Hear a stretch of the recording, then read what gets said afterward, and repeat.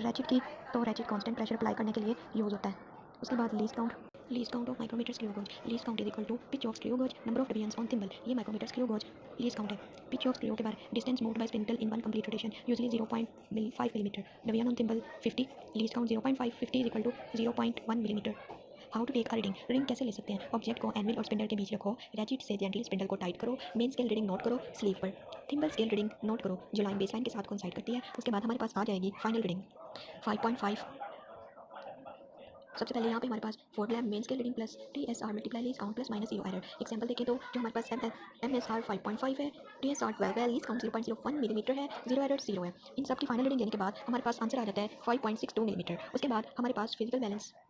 पहले मैं थोड़ा सा माइक्रोमीटर स्क्रू गेज बता दूं कि माइक्रोमीटर स्क्रू गेज छोटी छोटी चीज़ों की thickness like paper, wire, coin, sheet metal को मेजर करने के लिए बेस्ट इंस्ट्रूमेंट है। उसके बाद फिजिकल बैलेंस। फिजिकल बैलेंस की डेफिनेशन वो चीज़ें जो मेजर की जा सकती हैं और जिन्हें किसी यूनिट के साथ एक्सप्रेस किया जाता है उन्हें फिजिकल क्वांटिटीज़ कहते हैं। टाइप्स ऑफ फिजिकल क्वांटिटीज़ में फंडामेंटल क्वांटिटी वो बेसिक क्वांटिटीज़ जो किसी और क्वांटिटी से ड्राइव नहीं होती। Example length, mass, time, temperature, current, luminous intensity, amount of substance. Derive quantity वो क्वांटिटी जो फंडामेंटल क्वांटिटी से बनकर आती है, फॉर्मूले से निकलती है। मतलब example velocity is equal to distance over time, इसका यूनिट हो जाएगा metre square. Force is equal to mass multiply acceleration, kilogram metre square second is equal to newton. इस तरह से नॉन फिजिकल क्वांटिटीज़ वो चीज़ें जो मेजर नहीं की जा सकती और जिनका यूनिट नहीं होता। Example happiness, anger, beauty, bravery.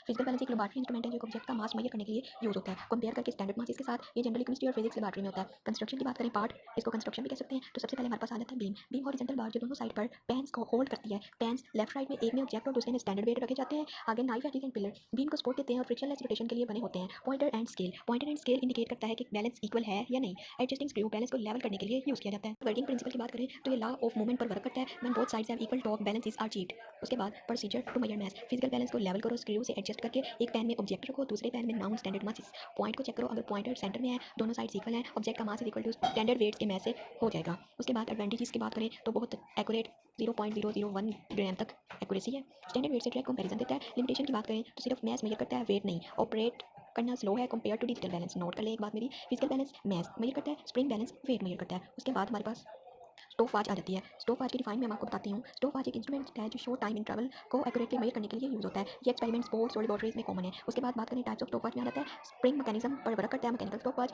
Dial और नीडल होती है जैसे क्लॉक, एक्यूरेसी 0.1 सेकंड इसकी होती है।